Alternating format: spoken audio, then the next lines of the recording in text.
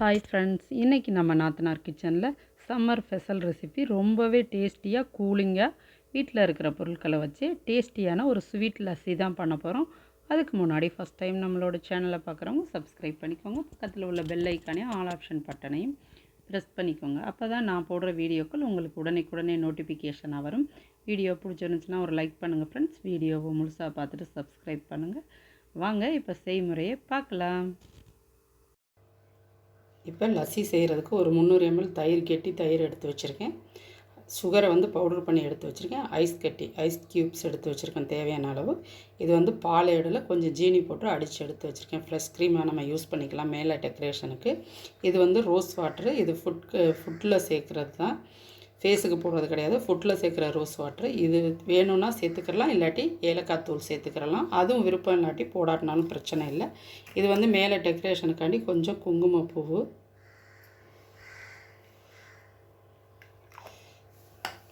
இது கூட பாதாம் முந்திரி கட் பண்ணி எடுத்து வச்சுருக்கேன். நம்மளுக்கு எந்த அளவுக்கு தேவையோ நம்ம சேர்த்துக்கிறலாம், நம்ம விருப்பம்தான்.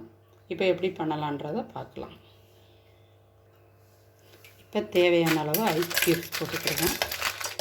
ஐஸ் கட்டி எந்த அளவுக்கு தேவையோ அந்த அளவுக்கு போட்டுக்கிறணும்.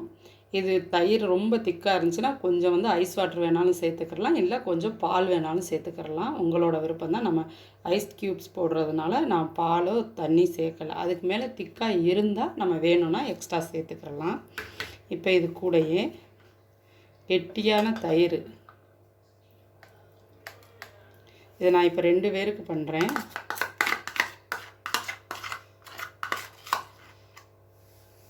இப்போ எடுத்தாச்சு.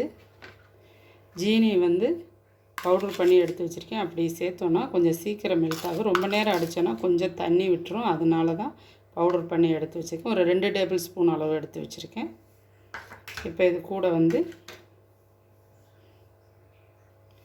இது ரோஸ் வாட்டர் வேணாலும் சேர்த்துக்கிறலாம், அப்படி இல்லைன்னா ஏலக்காய் தூள் சேர்த்துக்கலாம். நம்மளோட விருப்பம் தான். நம்மளுக்கு என்ன டேஸ்ட் பிடிக்குதோ அந்த மாதிரி சேர்த்துக்கிறலாம்.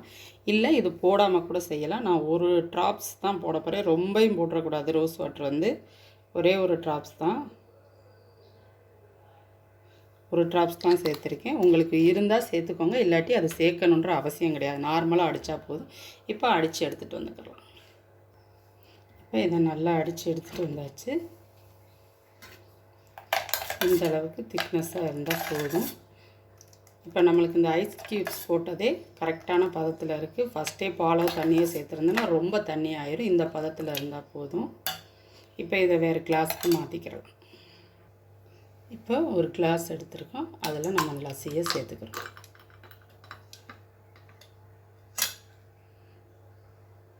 இப்போ சேர்த்தாச்சு.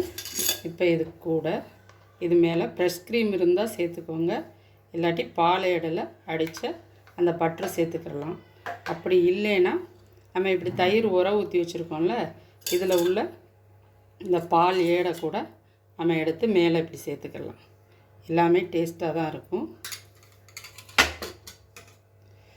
இப்போ இது மேலே டெக்கரேஷனுக்காண்டி கொஞ்சம் பாதாம் முந்திரி அந்த மாதிரி எல்லாமே சேர்த்துக்கலாம்.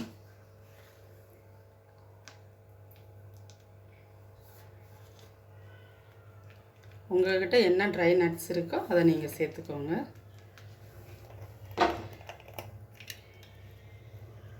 இது கூட கொஞ்சமாக குங்குமப்பூ சேர்த்துக்கிறோம். சாப்பிட்றதுக்கு நல்லாவும் இருக்கும், டேஸ்ட்டும் ரொம்ப நல்லா இருக்கும். ரொம்பவே டேஸ்டியான நம்மளோட லஸ்ஸி ரெடி ஆயிடுச்சு. இது ரொம்பவே உடம்புக்கு குளிர்ச்சி. நம்ம வீட்டில் இருக்கிற பொருட்களை வச்சு ரொம்பவே ஈஸியாக டேஸ்டியாக ஒரு குளிர்பானம் செஞ்சிட்டோம். இதை ட்ரை பண்ணி பாருங்கள், ரொம்பவே நல்லாயிருக்கும்.